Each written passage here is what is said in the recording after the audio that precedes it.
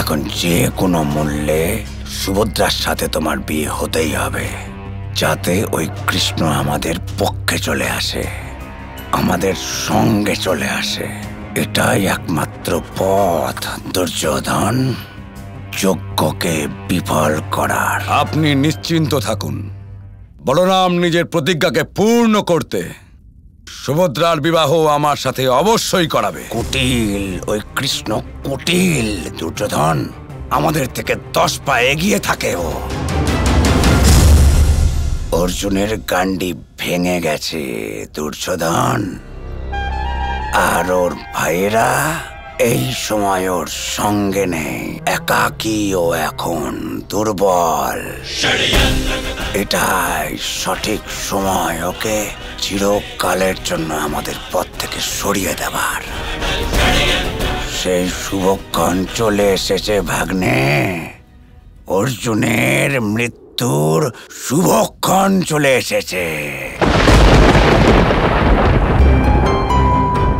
ক্ষমা করুন মাধব, এখানে যা কিছু ঘটেছে তাতে আমিও ততটাই হতবাক যতটা আপনি। আপনার বোন আমার নাম নিয়েছে বলে আপনি আমার উপর রেগে নেই তো? আমি গর্বিত তোমার জন্য পার্থ। আজ তুমি প্রেমের জন্য গান্ডীব ত্যাগ করলে, খুব বড় ব্যাপার এটা। আর তাছাড়া সুভদ্রা কাকে ভালোবাসবে কাকে ভালোবাসবে না সেটা ওর সিদ্ধান্ত, আমার নয়। কিন্তু আমি কিভাবে?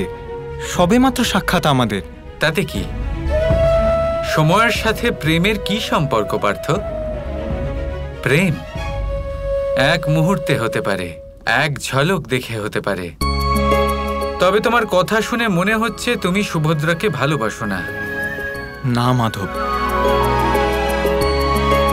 ঠিক আছে, ওকে বারণ করে দাও পার্থ।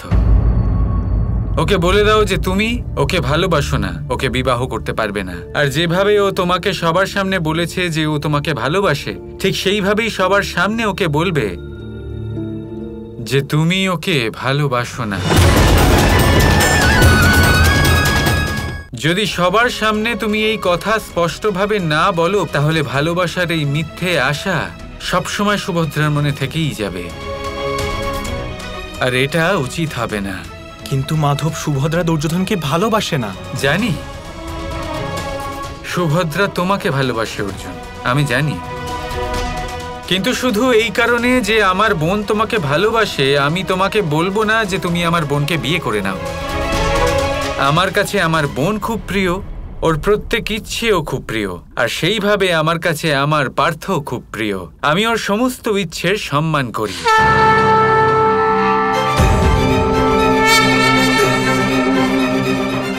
তোমার কাছে সারা রাত্রি আছে ভাবার জন্য পার্থ, আর তোমার সিদ্ধান্ত যাই হোক না কেন, তোমার মাধব তোমার সাথেই থাকবে।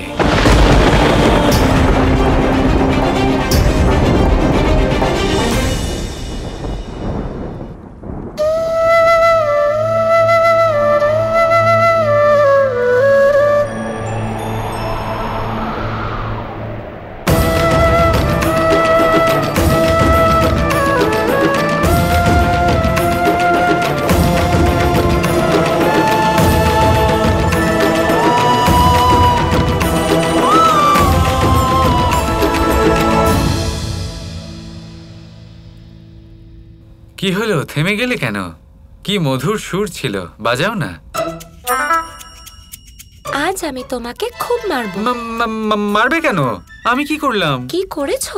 তুমি দাদাকে বলেছো যে প্রতিজ্ঞা উনি দুর্যোধন আর শকুনির সামনে করেছেন, তাতে যেন অটল থাকেন। বলেছো না বলনি? হ্যাঁ। তাহলে সেক্ষেত্রে তো সুভদ্রাকে ওকে বিয়ে করতে হবে। দেখো দেখো দেখো, এখনো এটা সুনিশ্চিত নয় যে অর্জুন সুভদ্রাকে ভালোবাসে কি না। আমি অর্জুনকে বলে দিয়েছি কাল সকালে সবার সামনে নিজের সিদ্ধান্ত জানাতে। তার মানে তুমি দাদা আর অর্জুন দুজনকেই ভুল পরামর্শ দিলে। এবার দেখো আমি কি করি। আমি সুভদ্রাকে সভাতে আসতেই দেব না, না করে দেব ওকে। তারপর দেখি তুমি কি করো, কি করে নেবে। দেখো দেখো রাধা, না না না না, দেখো এরকম করো না। কেন করছো? ব্যাপারটা বোঝো। তুমি এরকম করবে না। কেন? কারণ সুভদ্রার প্রসাধন তোমাকেই করতে হবে। তোমাকেই ওকে সবার সামনে নিয়ে আসতে হবে। হে নারায়ণ, আমি নিজে সুভদ্রার প্রসাধন করি, ওকে কেন সভাতে নিয়ে যাব? যদি দাদা ওর বিয়ে দুর্যোধনের সাথে দিয়ে দেন? নিশ্চিন্ত থাকো রাধা, সেটাই হবে যেটা সুভদ্রা চায়, যা দাদা চাইছেন আর যা অর্জুন চাইছে। মতি ভ্রষ্ট হয়েছে তোমার।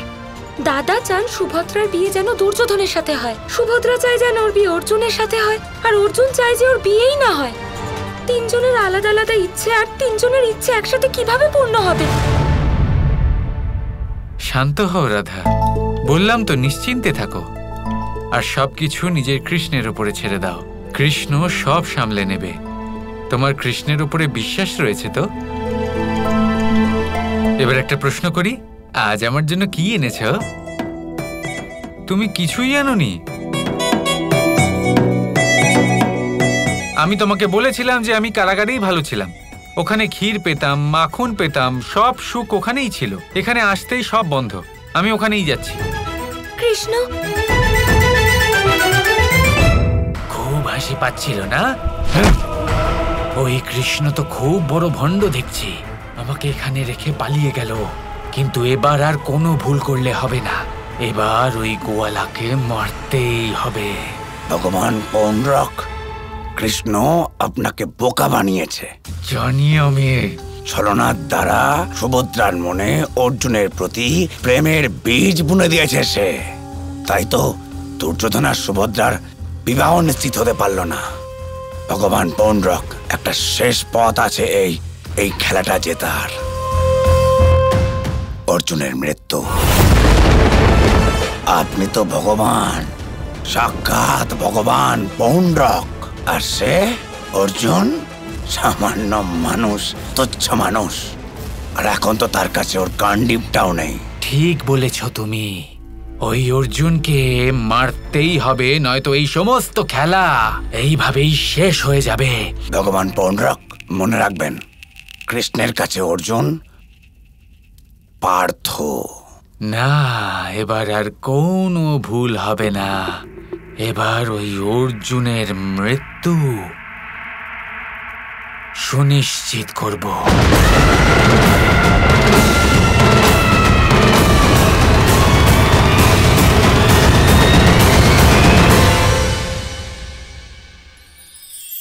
আপনি কি কখনো জলকে নিজের মুঠোতে ধরে রাখার চেষ্টা করেছেন? চলুন আজ করা যাক।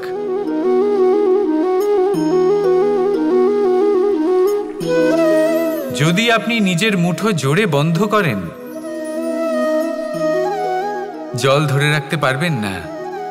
যদি আপনি তাকে এমনি বইতে দেন,